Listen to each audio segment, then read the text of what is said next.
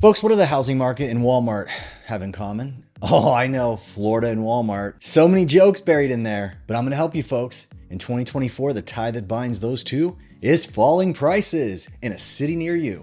Now, folks, I don't wanna joke. I love the Sunshine State. I love America in general. But the fact remains, folks, if you have not been paying attention, major CEOs with their posts close to the American spending habit has sound multiple alarms, folks. They're saying that we are in serious trouble, particularly for the fall. We had Home Depot come up and say, hey, you know what? We just made earnings, but forget about it coming up in the fourth quarter. Walmart is already sounding the alarms that consumers are fed up, and it's not their attitude that's causing falling prices.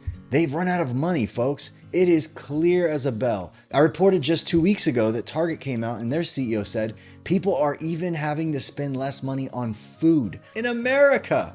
The average waist size here is what, 42? But in all seriousness, folks, some of the most serious trends I'm seeing are starting to happen where people that have long been saying the deflated bubble that happened in 2008 could not reoccur. And the reason why is because we don't have enough inventory, we don't have foreclosures, and people are comfortably at home with a 3% interest rate, folks. I got some bad news for you. All three of those factors are unwinding in real time, and I'm gonna prove it. Folks, at the end of the day, a major problem in 2008 was people used their house like an ATM. If they had equity, they borrowed it. If they wanted to buy a house, they borrowed it to max 100% equity. If they bought a house, they put no skin in the game and they had zero equity when they walked in the front door. Now, folks, there's some crazy news this past week that shows America is back to its old habits again. That lessons of the past weren't learned this time. And honestly, this time, I actually feel sorry for us because I think ultimately one of the major reasons that people are now borrowing against their house in such big numbers is the pain. They're economically stretched so thin. The sad thing is, a lot of these interest rate hikes that Jerome Powell went through in the past few quarters, a lot of people look at those hikes and say, he went too far. And honestly, maybe the news is out that he did. And the pain from those most recent rate hikes aren't fully felt yet. Those are going to take a year to kind of unfold into our economy. But over the past 3 to 4 months, as mass majority of people have been scratching their heads wondering why with all these rate hikes is everything so dang expensive, including houses. Folks, it appears as if we've completely come out of runway because even Walmart says prices are legit falling, and it's purely because consumer demand has hit the wall. And folks, the shame of it is we could have been here 4 months ago. And the reason why we weren't is because America had their credit card out and just kept borrowing to pay to get by at 24, 25% interest rates instead of backing away from spending so that all these prices could eventually fall, which apparently now the data is coming in from all these major retail giants that that's the case. Now it's the same in the housing market. I could give you case after case in the Florida housing market where you could go different communities where entire communities at large 3 months ago had 10 homes on the market. The neighborhood would sell 2 to 3 homes every single month. Now there's 20 homes on the market and not any of them under contract. Why? Because the buyers finally voted with their feet. They finally pulled back. We had record low people applying for mortgages. It's finally sunk in. And then ultimately, folks, this isn't a cheering contest that the buyer's coming out ahead. It's purely they're broken. If you missed my last epic video update on Thursday this past week, I go into deep detail about how wrecked housing insurance is here in the state of Florida. Well, right now we have an average of $6,000 a month to pay for insurance. Not $6,000 a month, $6,000 a year. It's not $6,000 a month yet for insurance in Florida. Obviously, we're moving in that direction. And I spoke to an insurance insider today who has a major operation across Florida, brokering insurance from 40 different companies, who told me you're going to see the current $6,000 a month per citizen average go to $8,000 to $12,000 a month per citizen average in the next year. Keep all this in mind too, folks. If you own an investment property here in the sunny state of Florida, if you owned over the past 4 or 5 years, more than likely your taxes spiraled out of control as well. And folks, so whenever you would buy a rental property as an investor here in Florida for short-term Airbnb or whatever, 4 or 5 years ago, your taxes and your insurance combined, remember, taxes and insurance isn't the cost of your money. You got to pay that too. But we saw tax and insurance as a percentage of your rent receivables go from 25, 30% of your cost structure to now nearly 50%. Now, when that takes place, BlackRock and all their friends are going to think long and hard about whether they should not dump each property as they become vacant in 2024. And I'm sure you're going to see that tide change. And folks, this is just the introduction. The stories I have today are going to boggle your mind in relation to foreclosures, veterans getting kicked out of their homes en masse, the data now showing that people are dumping their 2.95% interest rate for a 7% or an 8% interest rate 30-year fixed, and enter the last huge problem, which is going to cause crazy issues in Florida, Nevada, Arizona, many of the states throughout the union that are heavily impacted by new home builder, new construction involvement in their marketplaces.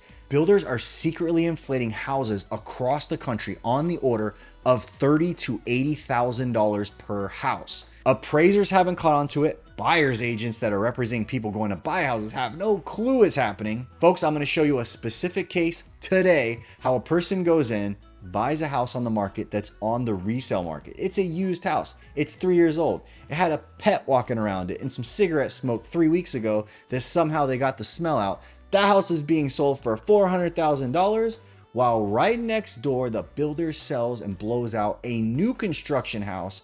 And underneath all the hidden incentives was a margin of $50,000 difference, lower for the new house versus a new construction house. And the interesting thing, folks, I'm not trying to implicate anything about the builders. What they're doing is completely legal. It is not a scam. But just like when you step into the ring, it's protect yourself at all times. When you go to buy a house, it's buyer beware. If you do not know exactly what's going on right next door to this resale home you're about to purchase, you could find out that you're absolutely paying $30,000 to $40,000 over and above market because builders are secretly inflating what homes are really worth. I'm going to show you the receipts. I'm going to show you a crazy story that will absolutely make you sick, and you need to be careful because if you don't know that this is happening, you won't know how to gauge exactly what you should pay in the resale homes because the builders, when they sell their homes, and in my market, there's hundreds of thousands of them selling on a month in, quarter out basis. If you don't know exactly the strategy that I'm telling you the builders are using,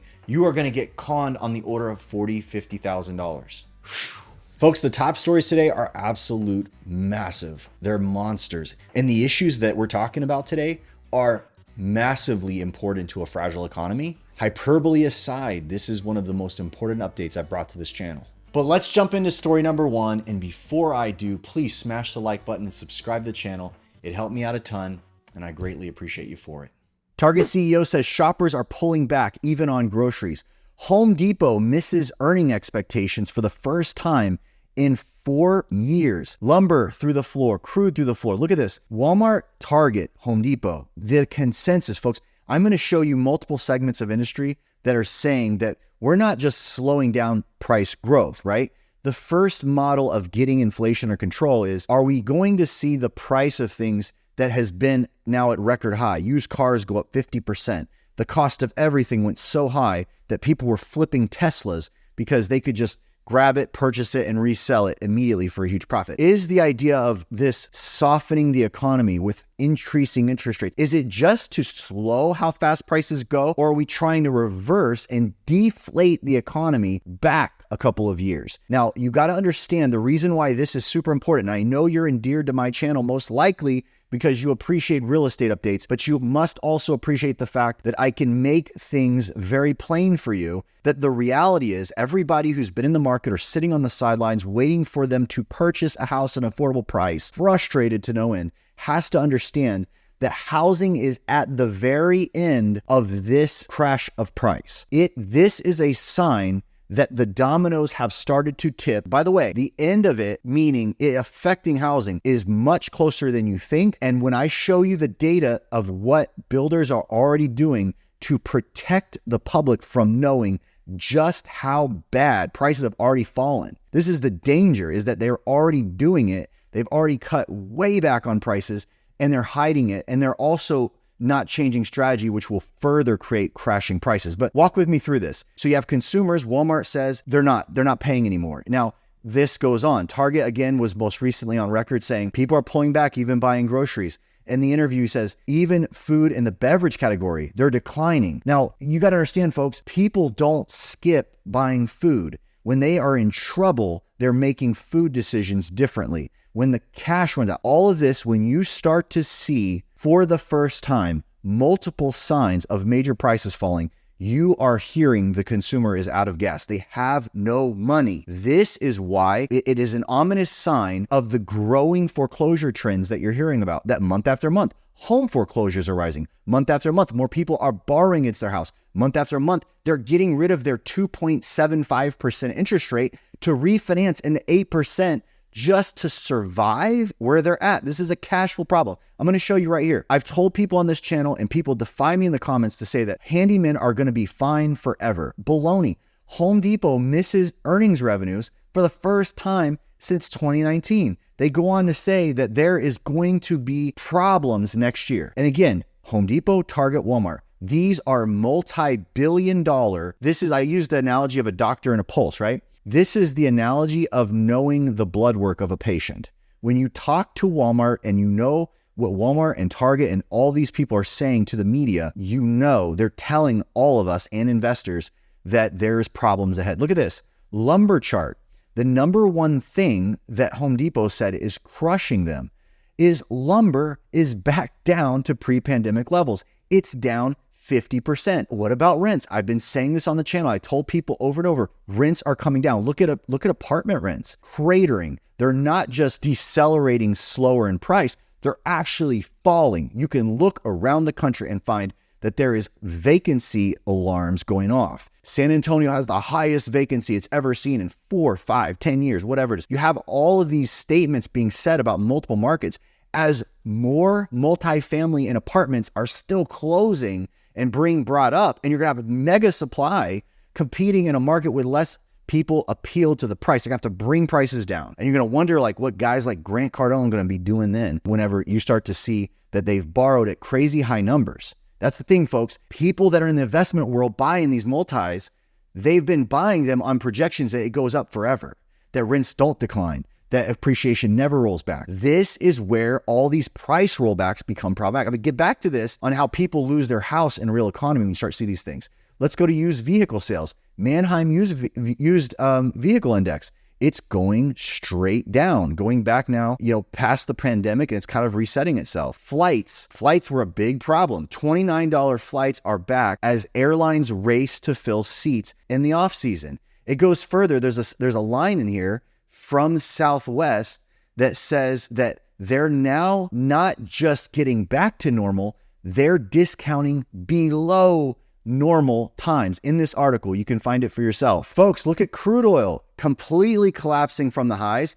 It's now kind of gaining back its traction to where it was before all the pandemic chaos happened. Folks, listen, one of the biggest problems is not just when you see discretionary prices, things that people can live without coming down. When we have the Target CEO saying, man, people are really making hard decisions on food. Like they're living on mac and cheese now. Now, this is the greater economy. We're now figuring out that all of this sky-high credit card borrowing that seemingly has come to an end, or it's gotten to a point where people can barely make the payments. Enter this. Look at the crazy things that are now happening. All the people in the marketplace that say, oh, no one's ever going to foreclose. They have a 3% mortgage. Folks, listen, the reason why this is so scary is because there's a correlation between prices of things coming down and people losing their jobs and having their wages reduced. Okay. So here's the thing. Understand this. The celebratory part of all this is that, yay, our cars are cheaper, our insurance goes down, our food prices hopefully eventually come down, but oil is, gas is, building materials, everything we buy at Walmart, aside from food, all that comes down. But folks, there's a tandem nature of the price of the things that we buy and how much we pay the person who's employed to move that item.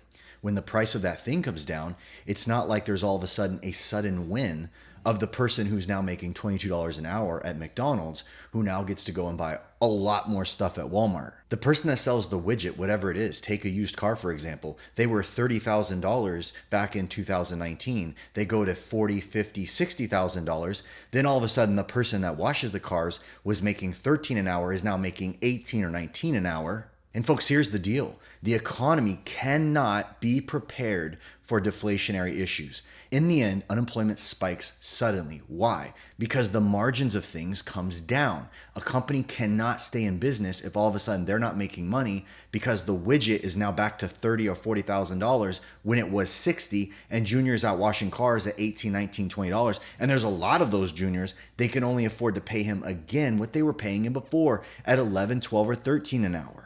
And folks, therein lies the problem. The problem becomes that everybody increased their standard of living, i.e. their house payment based on wages they thought would last forever. But like many of the things I've been explaining on this channel, that people think this time it's different and these things don't happen. And I constantly remind people of Newton's third law, that how when things swing in one direction, there's an automatic rebound opposite direction. Now, folks, there's a couple direct correlations that are absolutely going to affect housing and prices in 2024. The first thing that we have to start with, that surprise was a problem in 2006, 7, and 8, has returned. And we'll call it the return of using your house as an ATM, folks. That's right. And by the way, it's not just that we're using our house as an ATM. Literally, America is so tight on cash that they've been borrowing it from wherever they can. I'm going to prove it. But one of the craziest things you're going to see right now is that America largely went far away from the idea of borrowing and taking money out of their house for survival. It was one of the biggest slingshot behavioral notions that we saw out of the 2008 crisis.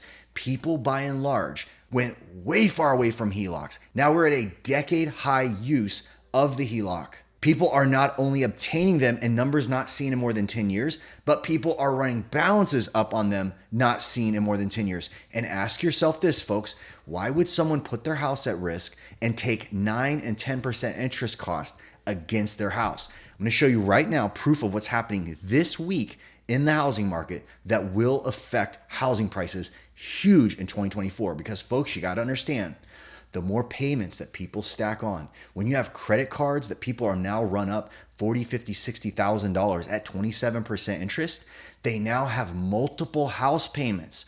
They have an $1,800 mortgage, but they have an $1,800 credit bill at the same time, folks. We can sit here and pretend that we're not on the verge of serious trouble for housing, but the evidence proves otherwise. Let's check it out. Folks, mortgage application surveys from the Mortgage Bankers Association, one of the craziest, most ominous statements and updates I've seen on the housing side with all the danger that's coming is this line right here. The refinance index increased 2% from the previous week and was 7% higher than the same week 1 year ago, folks.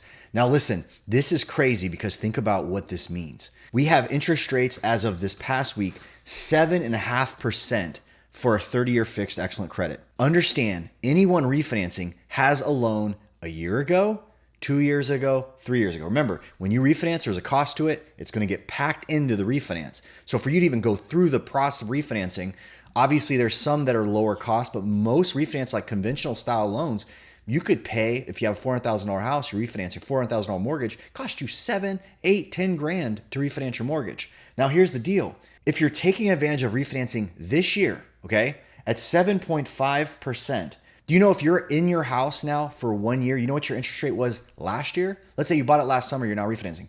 6.6%. Why is someone at a 6.6% refinancing a 7.5? Crazier still is how in the world does someone with a 3%, right? So if you go back 2 and 3 years ago, the average in November, I think it was November 2020, a 30-year fix was like 2.9% for good credit. Why in the world is why are refinances up higher? Well, here's why. If you can't get your money or to your money from a HELOC, then you're going to get it from a cash out refinance. Because I just mentioned to you, HELOCs are in high demand. There's a 300% higher increase in word search, which by the way, who is looking for these terms? Who's looking to borrow against their home's equity? Hawaii, Utah, Colorado, Washington, Idaho, Tennessee, California, Arizona, Nevada, and Florida. By the way, folks, a lot of these states, Florida, Tennessee, I'm surprised Texas is not on here because some of these have very big transitions going on in their market. You have an environment where a owner is looking around saying, I sense the wind is changing and I believe that I'm about to lose my equity. You have someone looking to cash out of their home. They're trying to get money for relief. There's no sensible reason to give away 3%, 4%, or even 6% interest last year to go and actually refinance out of it. There aren't going to be any desperate sellers because everybody has low interest rates. Not true. People are now tapping into money at 8, 9, 10%. Why? Here's why. Credit card balances are at record high. You guys watch me talk about this year after year. Look at other consumer loans have climbed. They're actually flat for a month or two here, but people are borrowing. And why are they borrowing? To get by. Look at this.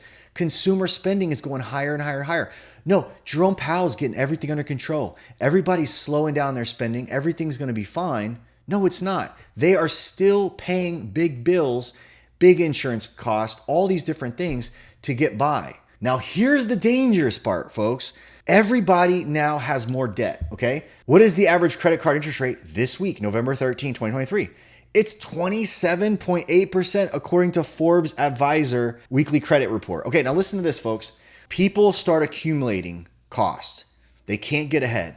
The money's not coming in. Cash is tight. They're spending less. Walmart said so. I proved to you that consumers, even though they're borrowing more than ever, they're still spending less. How do you balance this chart right here? Consumer spending is way up here with the fact that Walmart and Home Depot and all these people are coming up and saying, we are seeing a pullback in real time, okay? That's because this isn't going to continue, folks. And you got to understand that if someone has a problem where they're trying to get by and they're borrowing against their house at 8, 9%, they're borrowed on their credit cards. This right here, folks, this is the real problem. Look at this. Credit card balances versus credit card limit. The blue line is the credit card limit. The red line is how much people are putting on their credit card. So right here, this little flat line or low line that was really kind of low until now, it's been gradually picking up, and even more so lately. People are now, this line right here represents $1 trillion. Look at the credit card availability. All those people in the banking world are like juice in the economy. Look at it. It's going up. So here at the same time, Jerome Powell made a situation where all these creditors are now having to pay more to get money to give it to you to borrow on your credit card. Now you're still running it up at 28%. Why? Not by choice. Because listen to this, folks. If this is the situation, creditors are now up to 4.5 or 4.7. This is almost $5 trillion that creditors have gradually raised the limits on people. This is people going to their HELOCs and going to the bank saying, give me a room to borrow my house, the house ATM. Give me room on my credit card, Citibank. All these things are permissions granted. This is an indication that consumers, even at record high interest rates, are going to the creditors and asking for more room to borrow money from them. And the red line corresponding is moving in the same direction, folks. Now, this is the dangerous thing, folks. This is where the whole house of cards comes back. 2008 comes back. It returns. Here's how it happens. All the money that people earned during inflationary times, right? I sold a widget, whether it's used car, you were filling bowls at Chipotle, whatever it was, all the price of everything went up. Guess what goes up with the price? The wage. Because you can't have an employee that works for you filling bowls that are $20 each at Chipotle, and now all of a sudden that person is only making $12 an hour, can't even afford, after working for an hour, he can't afford to buy a meal. Everybody's wages goes up with the inflation of the entire economy. You got to understand this. When the price of everything starts to drop, there becomes a correction in wages. So here's the problem. Look at this. This is what's scary. This is happening, folks, in houses and on credit cards. Credit cards and other balances as a percentage of disposable income. Look what happened. People had record low interest and debt wasn't very high, and we printed tons of money, and everybody was living great and spending tons of money. But look what it is now. The amount of borrowed money is now busting through above what we saw in pre-pandemic times, or what we saw as normal times. Okay, so work this out with me, folks. We're now back at levels against what we earn, today's earnings. We earn way more money. Everybody earns way more money. You might not think you do, but if you go to Chipotle and ask the guy behind the counter, have you worked here 3 years? Yeah, I used to make 12, now I make 18 or 17, something like that. Listen to me. The monies that we had earned before and the monies that we earn now are different. So now when it says our debt versus what we pay and our credit card bills and all this stuff is now breaking through, understand what's going to happen to your wages. Your wages are going to get rolled back while the high cost of debt is still boot on the neck. That is the problem, is now you've got an $1,800 house payment and it was smooth. You're like, oh, my cost to borrow on this house is so dirt cheap. But then over time, you accumulated another monster next to it. Like Dave Ramsey says, if you get 2 house payments at the same time, you become a motivated seller. Did I sound like Dave Ramsey? Dave Ramsey says, don't use your house as an ATM, because if you have a bill on your house, you have a bill on your HELOC, and the HELOCs then can get adjustable and violent and expensive, then you're in trouble. You become a motivated seller. Remember, folks, the deflationary economy is the opposite of the inflationary economy that everybody refuses to say is coming. I'm telling folks, the warning sign is the pendulum swings the other way. The old way we just lived in was everything went through the roof in price, everything cost a ton, everybody got a job, everybody's wages went through the roof, and now guess what happens? Unfolded the opposite direction. The cost of things come down, Walmart can't afford the person on the floor to make 18 an hour, fires them. A bunch of people in the economy all get fired when prices come down at the same time. And then they're forced to get back into the line in front of Indeed.com and ZipRecruiter and be like, I got to get back in. Oh, but look at my old job. It's now $6 less an hour. But I still have my credit card debt at the top of my income before. My income, what I could afford, was based on my $18 an hour, and I was making my minimum payments, and they were crushing me, and now I could only get rehired at $13 an hour? Is this clicking yet, folks? Bankruptcy, foreclosure, motivated sellers, lots of motivated sellers at the same time with an 8% interest rate mortgage and no buyer demand. I'm trying to make it super clear. I'm trying to make it so clear that other realtors get it. Please don't strike me as being unkind. I'm not trying to be braggy. This is sad for me. This is super sad because I know people are going to get hurt. I know people are going to lose their house. I know people are going to be in trouble. Folks, think about this too in housing. The same thing I just described. Income was here. Now income rolls back, but the cost of doing business is still baked in and high, and they're struggling. That's what happens in the real market. It's happening to investors. I'll give you a perfect case example of BlackRock, one of their own homes in my marketplace. I pulled what they bought it for in 2016. I pulled what it's worth today. Do you know that 50 cents of every dollar in rent that BlackRock gets on that house is gone to taxes and insurance, which have quadrupled since they bought the house like 5 or 6 years ago? So you got to understand, I own a house in Florida and I'm making money on it. This is the issue, folks. You know, you guys are all gonna be scratching your heads in 5 minutes when you all of a sudden see cabins all across that vacation income market, all for sale because, oh, Airbnb's coming down. Oh, there's a reduction in what I'm earning. Oh, my taxes are still through the roof. My insurance is still, there's gonna be a softening, resetting, but there's gonna be this weird spot where the revenue coming in and how much you still owe, they don't reset in real time. Taxes on your house that were $6,000 in 2016, and now they're 12 grand, BlackRock, I'm talking about this particular case, they don't come down overnight. Look at this. So this exact example of a house in my area, a 5-bedroom home. In 2016, BlackRock bought this. This is 2016, you see my markup here, $415,000. Their taxes and insurance together was around 7-8 grand for this house. Now it's over 20 grand. So you got more than double what it cost to carry taxes and insurance from 6 years ago. But did the rent double? Did the income basis double? No, it did not. The rent went from $2,850 to $3,750. So there was a 30% change in the revenue coming in against over 100% climb in the basic expenses of that home. Now, folks, keep this in mind.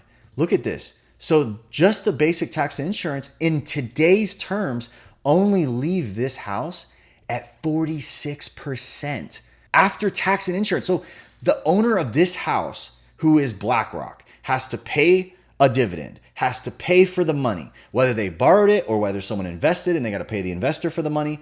There's a cost before they can make a profit. So now you put in front of BlackRock the idea that, hey, you know what? Because here's the deal, folks. In Florida, rents, if they drop, BlackRock then starts going towards $28.50 on their rent. So it was $37.50 now, but it starts backing off. I showed you a second ago, apartment rents are cratering. Wait till that happens in real time in single family, and investors there still have high tax bills. And in Florida, they're going to have high insurance bills. I talked to an insurance agent this week that said, Jared, insurance is going to be up between 80 and 100% on the base to double that. Insurance at $6,000 this year, going $8 to $12,000 next year. And taxes that are on this property, they're not going to fall as fast as rents do, I assure you. The appraisers and the tax county officials, they're going to be the last ones to take the boot off your neck as your real estate prices roll back. Oh, by the way, are you going to tell me real estate prices aren't going to roll back in this scenario? What is the landlord going to do with a $12,000 tax rate? They still are having their rents roll back when taxes were half of that. You're going to tell me that prices aren't going to come down? If prices don't come down, that just verifies what I'm telling you, that BlackRock is going to be selling some houses. They're going to be dumping them, especially when the investors start blowing up their phones and saying, hey, I'm seeing all these markets rolling backwards. Get us out of here. Look how expensive it is to maintain these stupid things. The only argument I've heard from the myopic crowd to tell me that Wall Street isn't about to unbury a bunch of real estate into our market as they see this thing unfolding is, look how cheap they bought them. Jared, that house they bought it for $415,000. It's worth $8,000. Are you kidding me? You don't think they can see the fact that there might be a serious decrease in the value of their home? Listen, I'm with you. Wall Street dumping all their real estate is not a foregone conclusion, but I can sure as heck tell you there's going to be a bunch of them, could be a huge slice of their own inventory that they're going to get rid of it. By the way, I'm a part of the largest real estate brokerage nationally in the US. I got a message this week where someone said, Jared, we're going to directly take thousands of assets from one of the Wall Street sellers, and we're going to exclusively have the ability to list them throughout the country. I'm not trying to make salacious news out of that. It was literally 4,000 houses, but 4,000 houses isn't nothing when people aren't buying houses and people are just like, interest rates are too high. I'm out. I can't afford it. But folks, here again, the ultimate danger that we're in is that this line, okay, that's based on all of this spending that's being put on credit. Once you see people's wages get smashed because companies are going to spike unemployment. When the price of things gets worse and worse, the wage earning public at large are not going to stay employed. It won't be a long unemployment, but you're going to see, I believe what you saw when pandemic hit, it was like, boom, mass layoffs. And then the market goes, oh, we got money from our government, so we don't actually have to deflate our economy to rehire people. So honestly, folks, unless there's a massive government bailout again, our government just increased money supply by like 30, 40%. We call it printing money over like a 2-year span. You think they're going to do that again? Maybe we can make gas $30 a gallon. Maybe we can make food $100 a pound for chicken. Do you think that is the future? No, folks. But I can tell you what just might be true. All those people that said Jerome Powell went too far, he went way high on those rates, higher than the market can stand. And we're about to find out if that airplane that he's been trying to land as a soft landing ends up nosediving in the middle of a field. Because as I mentioned, folks, the way the country survives this, either you have a segment of your public who earns their living off of the commission, off of the value of the widget that they're a part of in their industry, which the value of those assets come down, their pay goes down. Then the wage earning public, again, you know where this goes. There is a musical chairs where people that were sitting in the $19 chair gets thrown out of the chair, run around like a chicken, find their way to the bottom of their unemployment benefits, and then race a guy for the same chair they previously had at 30, 40% less than they were making just a year or two earlier. And folks, as they slide into that chair, they take a wide, honest look at their life and say, you know what? I can't keep my house. You know what? That car out there, I can't keep it. You know what? I'm going to a bankruptcy attorney because my credit cards are untenable for me to pay any longer. Folks, am I seeing it incorrectly? Tell me in the comments. I want your opinion. And if you're like me, you think big changes are coming, smash the like button. And folks, in all honesty, I have a very, very big story behind this that I wanted to get into this update about how the builders are hiding hundreds of thousands of dollars and shielding the market from actually knowing how fast prices truly are falling in the real estate industry. And in genuine integrity, as I started this update and I filmed this in the introduction that this would be part of this video, over a series of recordings, I figured out that this is going to be rolled to Tuesday. You can't miss it. I will have it online Tuesday at 5 o'clock. But as always, thank you so much for watching the channel. We'll talk to you on the next one.